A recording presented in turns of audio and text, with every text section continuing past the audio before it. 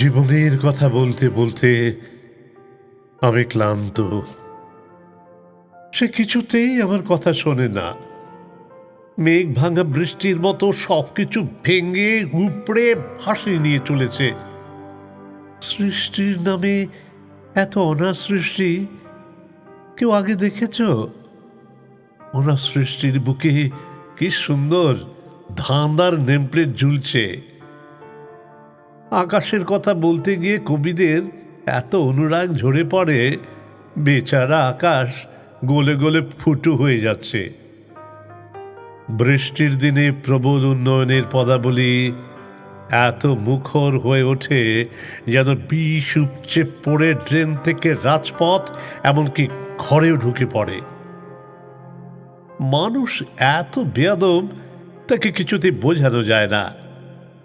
এখন বুলডোজারই শুধু শিষ্টাচার শেখাবে। বেয়াদব না হলে কেউ বুলডোজারের সামনে এমন রুখে দাঁড়ায়? যন্তর মন্তর নামে একটা মাঠে একদল বেয়াদব ইন্দ্রপ্রস্থের রাজার বিরুদ্ধে জটলা করে কুরুক্ষেত্রের গল্প শোনাচ্ছে। পুলিশের লাঠি খাওয়ার পরদিন সকালে গা ঝাড়া দিয়ে আবার পাঞ্চজন্য শঙ্খ বাজাচ্ছে। পুলিশ পরিবৃত ভদ্রলোকের দিন ক্রমে কমে আসছে। এখন বেশি বেশি করে অভদ্রতার চাষ হবে।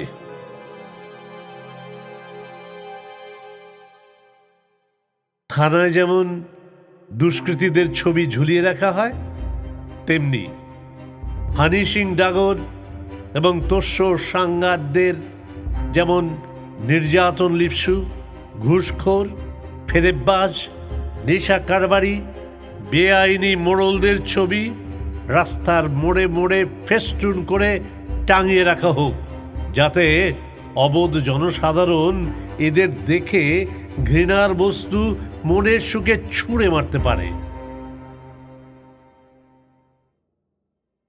এমনই করেই নতুন যুগের মহাকাব্য আজকের ভাষায় লেখা হয়।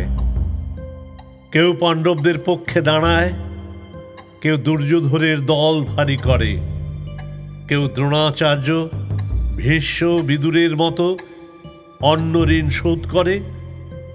এমন করেই মহাবীর কর্ণের মহাপতন হয়।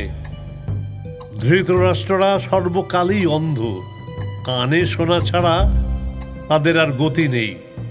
শুধু সঞ্জয় জানে সময় কাউকে রেয়াত করে না, সময় সব কিছু মনে রাখে।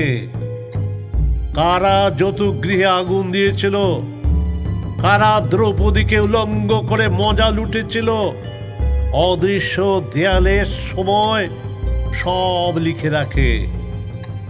মহাকাব্যের মহাকথা বারবার রচিত হয়। ভগ্ন উরু দুর্যোধনের আর্তনাদ শোনার জন্য সময় কান পেতে রয়।